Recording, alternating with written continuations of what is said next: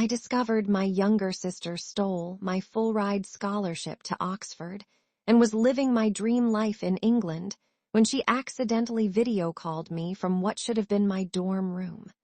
What I did to get her expelled and deported will shock you.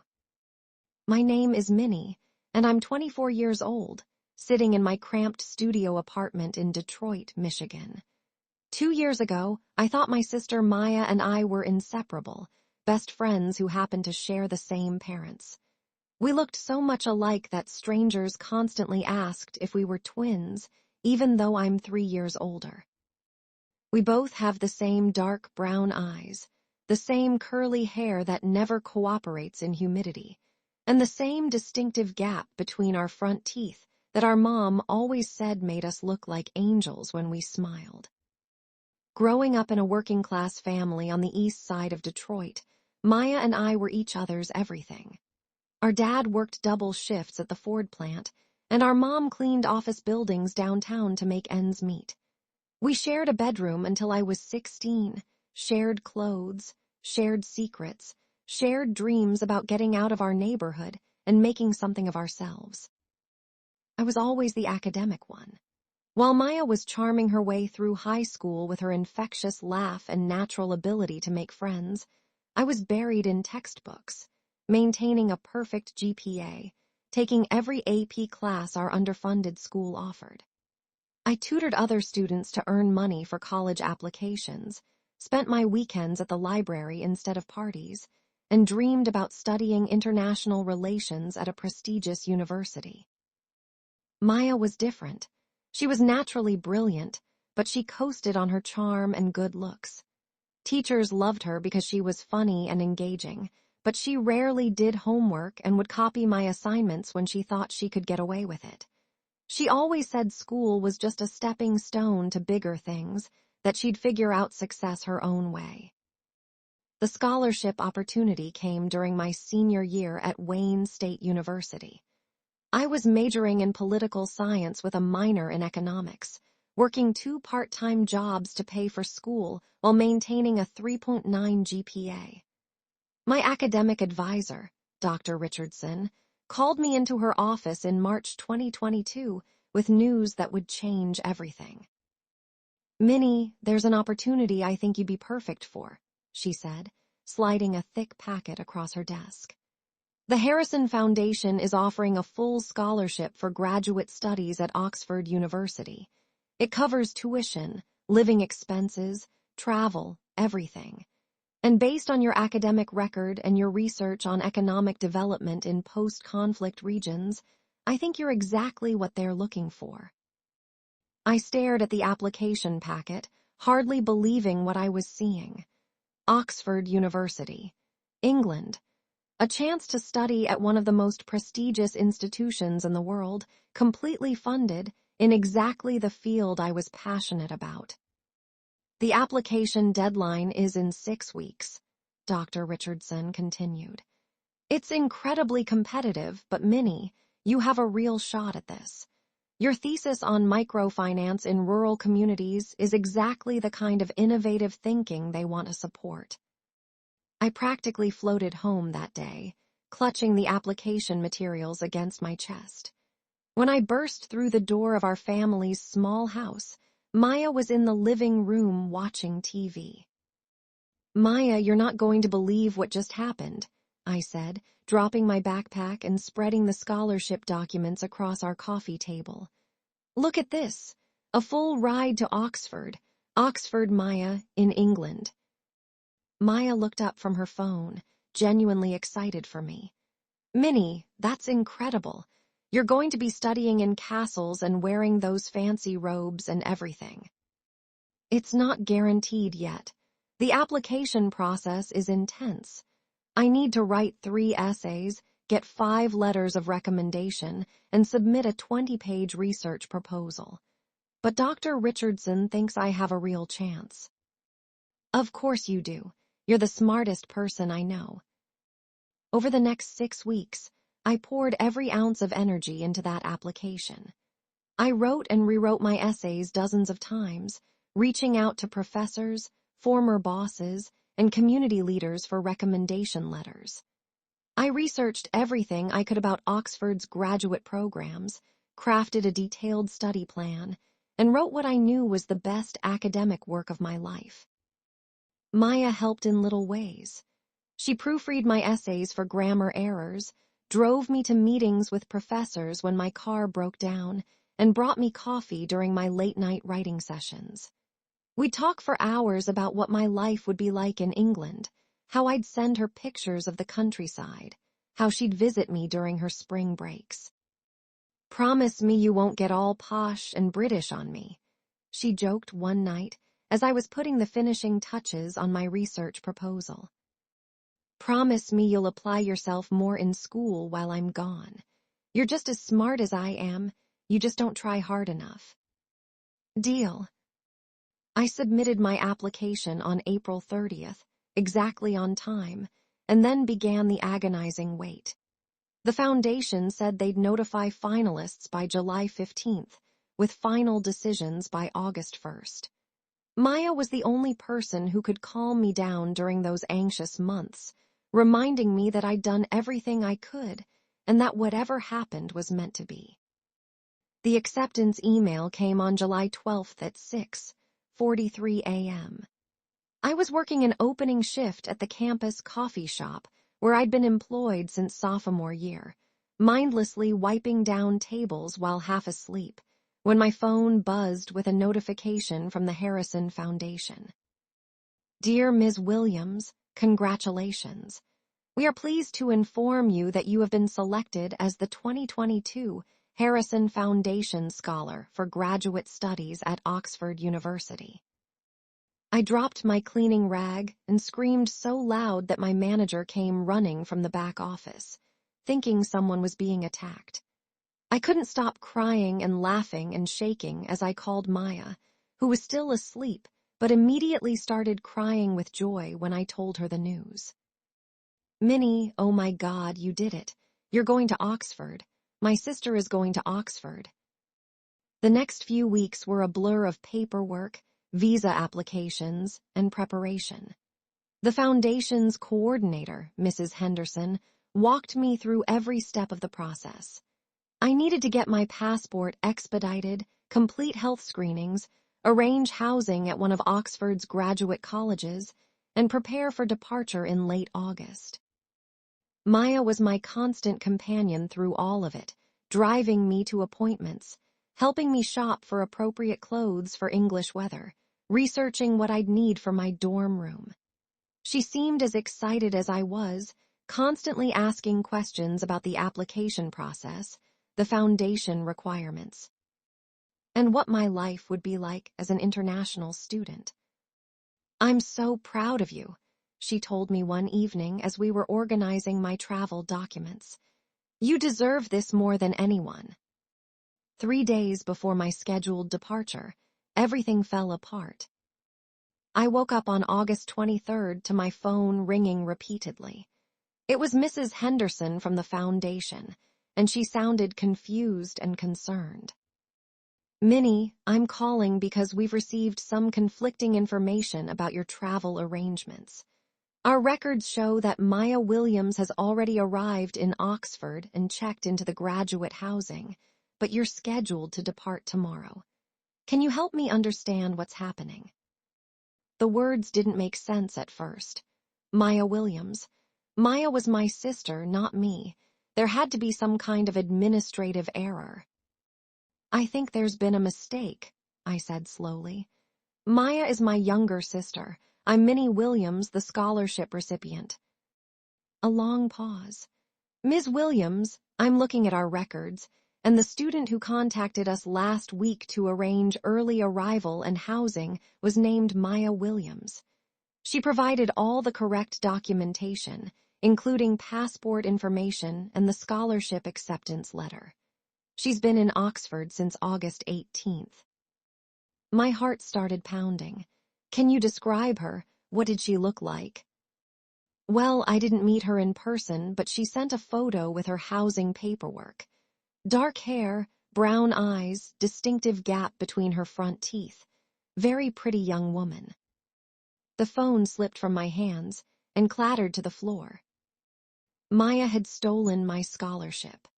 My little sister, my best friend, the person I trusted more than anyone in the world, had somehow taken my place and was already in England, living the life I'd worked for my entire academic career. I called her immediately, my hands shaking so badly I could barely dial her number. It went straight to voicemail. I called again. Voicemail. I sent text after text, each one more desperate than the last. Maya, call me immediately. There's been a mistake with the scholarship. Maya, the foundation thinks you're in Oxford. Call me now. Maya, where are you? Nothing. Complete silence. I called my parents, who were just as confused as I was. They thought Maya was staying with friends before starting her senior year at community college. They had no idea she'd even applied for a passport, let alone traveled to another country. It took 3 days of frantic phone calls with the foundation, the university, and various administrative offices before I understood the full scope of what Maya had done. She had somehow gotten hold of all my application materials, my acceptance letter, and my scholarship documentation. She'd applied for an emergency passport using my acceptance to Oxford as justification for expedited processing. Then she'd contacted the foundation, claiming to be me, and arranged to arrive early for additional orientation activities. Because we looked so similar and shared the same last name, and because she had all the correct paperwork, no one had questioned her identity. She was enrolled, housed, and beginning classes under my name, with my scholarship, living my dream. The foundation was sympathetic but clear about their position. They had already transferred the scholarship funds, and as far as their records were concerned, Minnie Williams was successfully enrolled at Oxford. They couldn't simply undo the arrangement without significant legal complications. "We understand this is a difficult situation," Mrs. Henderson explained during one of our many phone conversations. "But the individual who contacted us had all the proper documentation and followed all the correct procedures. If there's been some kind of identity theft, that would be a matter for law enforcement, not our foundation." I was devastated, not just sad, but completely broken in ways I didn't know were possible. The betrayal cut deeper than losing the scholarship itself. Maya wasn't just my sister. She was my closest friend, my confidant, the person who knew every dream I'd ever had. And she'd stolen the biggest one. For weeks, I couldn't function. I called in sick to my coffee shop job, barely ate, and spent most of my time in bed crying or staring at the ceiling. My parents tried to comfort me, but they didn't know what to say. How do you process the fact that one of your children stole from the other? I tried reaching Maya through every possible channel. I messaged her on social media, sent emails to her old accounts, even tried contacting mutual friends from high school. But she'd completely disappeared from her previous life and wasn't responding to any attempts at communication. The worst part was seeing her occasional posts on Instagram from Oxford. Pictures of the beautiful campus, her smiling face in front of historic buildings, captions about how grateful she was for this incredible opportunity. She never mentioned me, never acknowledged what she'd done. She was just living my life like she'd earned it herself. 3 months after she left, I finally got some answers in the most unexpected way. I was working at the coffee shop, trying to rebuild some semblance of normal life, when my phone started ringing. The caller ID showed Maya's name, but when I answered, there was no one on the line. Just the sound of voices in the background, like someone had accidentally called while their phone was in their pocket. Then I heard Maya's voice, clear as day. "I know it was wrong, but honestly, Sophia, she never would have survived at Oxford anyway. She's too uptight, too focused on grades instead of real experience. I'm making better use of this opportunity than she ever could have." The call lasted maybe 3 minutes before Maya apparently realized what had happened and hung up. But those 3 minutes changed everything. Not only did I have confirmation that Maya was fully aware of what she'd done and felt no remorse about it, but I also learned that she was telling people at Oxford that she deserved the scholarship more than I did. That accidental phone call was my turning point. I stopped being sad and got angry. Not explosive, emotional anger, but cold, methodical, strategic anger. If Maya thought she could steal my life and get away with it, she was about to learn just how wrong she was. I started by documenting everything. I gathered every piece of evidence I could find about the original scholarship application process. Email correspondence with Dr. Richardson, drafts of my essays saved in my Google Drive, recommendation letters that professors had copied me on. I had timestamps, revision histories, and a clear paper trail proving that I was the person who had actually applied for and earned the scholarship. Next, I started researching the legal and administrative processes involved in cases of identity theft and educational fraud. I learned about visa regulations, university policies, and the specific procedures that govern international scholarships. I spent hours on the phone with various offices, asking hypothetical questions about what would happen if someone discovered that a student had gained admission through fraudulent means. The most important discovery came when I contacted Oxford directly. I spoke with someone in their graduate admissions office and learned that they had very strict policies about academic integrity and fraud. If they discovered that a student had gained admission through false pretenses, the consequences were severe: immediate expulsion, notation on permanent academic records, and referral to law enforcement. But I needed more than just my word against Maya's. I needed irrefutable proof. The breakthrough came in November, 4 months after Maya had left for England. I was going through old files on our shared family computer, looking for something unrelated, when I stumbled across a folder Maya had tried to hide called Oxford Stuff. Inside were dozens of documents that proved everything. Screenshots of my original application essays that she'd copied and modified. Email drafts where she practiced impersonating my writing style. Most damaging of all, a detailed timeline she'd created for herself, outlining exactly how and when she would execute her plan to steal my identity and my scholarship. The timeline was incredibly specific. She'd been planning this for months, since shortly after I first told her about the scholarship opportunity. She'd documented when she would apply for her passport, how she would get copies of my acceptance letter, even which story she would tell the foundation about why she needed to arrive early. There was also correspondence with someone named Jake, apparently a guy she'd been dating, where she bragged about her plan. My sister thinks she's so much smarty than me, but I'm about to prove that intelligence isn't everything. She did all the hard work of applying, and now I get to reap the benefits. By the time she figures out what happened, I'll be settled in and there won't be anything she can do about it.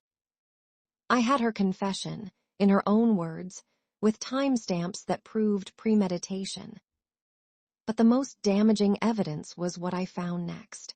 Documentation that Maya had failed 3 classes during her last semester of community college and was actually ineligible to graduate, which meant she didn't meet the basic educational requirements for the Oxford program, even if she had legitimately applied.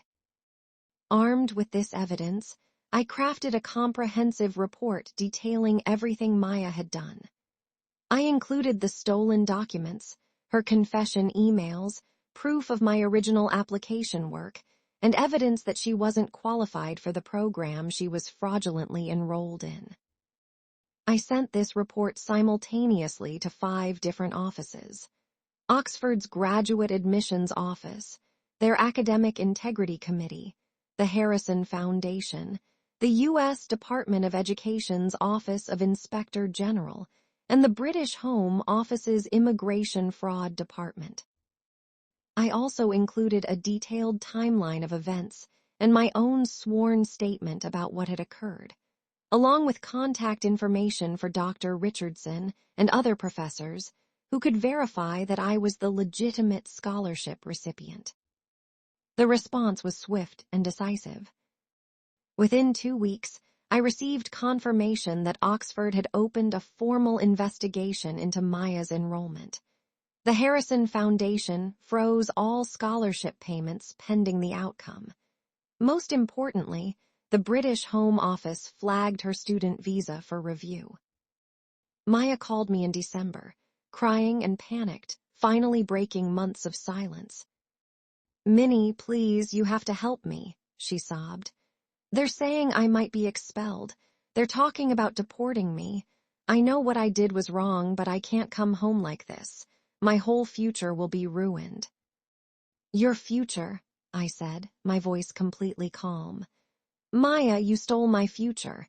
You took everything I worked for and tried to make it your own." I know, and I'm sorry. But please, can't you tell them it was just a misunderstanding? Can't you say you gave me permission to use your application? You want me to lie to cover up your fraud. It's not fraud if you say it's okay. Maya, I have emails where you bragged about tricking me. I have your planning documents. I have proof that you failed your classes and weren't even qualified for the program. There's no misunderstanding here. You committed fraud, and now you're facing the consequences. But we're sisters. Family is supposed to stick together. Family is supposed to support each other's dreams, not steal them. She hung up, and I never heard from her directly again. The final outcome exceeded even my expectations. In January, Oxford officially expelled Maya for academic fraud and identity theft. The Harrison Foundation not only demanded repayment of all scholarship funds that had been disbursed, but also reported the case to law enforcement. The British Home Office revoked her student visa and deported her within 2 weeks of the expulsion. But Maya's problems didn't end with deportation. Because the scholarship fraud had involved federal programs and international education funding, the U.S. Department of Education opened their own investigation. She was charged with identity theft, wire fraud, and student aid fraud. She ultimately pleaded guilty to reduced charges, but was sentenced to 18 months of probation, community service, and ordered to pay full restitution to the Harrison Foundation. The criminal conviction made her ineligible for any federal student aid programs, effectively ending her chances of pursuing higher education through traditional channels. Meanwhile, something unexpected happened for me. The Harrison Foundation, impressed by my thorough documentation and professional handling of the situation, offered to reinstate my scholarship for the following academic year. Dr. Richardson had stayed in touch with them throughout the investigation and advocated strongly for giving me the opportunity Maya had stolen. "What your sister did was unprecedented in our foundation's history," Mrs. Henderson told me during our call. "But your response to this situation showed exactly the kind of character and integrity we want to support. If you're still interested in pursuing graduate studies at Oxford, we'd be honored to sponsor you." I started at Oxford in September 2023, exactly 1 year later than originally planned. Walking through the same historic courtyards where Maya had posted her Instagram photos felt surreal, but also deeply satisfying. I was finally living the life I'd earned through my own hard work and dedication. The academic program was everything I'd dreamed it would be and more. My professors were brilliant. My classmates came from all over the world. And the resources available for research were incredible. I thrived in the environment that Maya had claimed I wasn't suited for. I graduated last month with distinction, earning my master's degree in international relations with a focus on economic development. I've already been accepted to a PhD program at Cambridge with full funding and have a research position lined up with a think tank in London. As for Maya, I heard through family that she's been struggling since her return to Detroit. The criminal conviction has made it difficult for her to find employment, and she's been living with our parents while working occasional temporary jobs. She apparently tried to apply to several colleges, but her academic fraud conviction appears on background checks, making admission nearly impossible. My parents have tried to mediate some kind of reconciliation between us, but I've been clear that I have no interest in rebuilding a relationship with someone who stole from me so deliberately and showed no remorse until she faced consequences. "She's still your sister," my mom said during our last conversation about it. "She stopped being my sister the moment she decided to steal my future," I replied. I don't hate Maya anymore, but I don't trust her, and I certainly don't consider her family in any meaningful sense. She made choices that revealed her true character, and those choices have consequences that will follow her for the rest of her life. The experience taught me 3 crucial lessons about trust, family, and protecting yourself. First, document everything important in your life, because people you trust completely can betray you in ways you never imagined possible. Second, when someone shows you who they really are through their actions, believe them the first time, even if their words say something different. And third, justice might take time, but thorough preparation and evidence always win over charm and manipulation. If someone has stolen from you or betrayed your trust, here are 3 steps you can take. Gather every piece of evidence you can find before confronting anyone, because people will try to cover their tracks once they know you're onto them.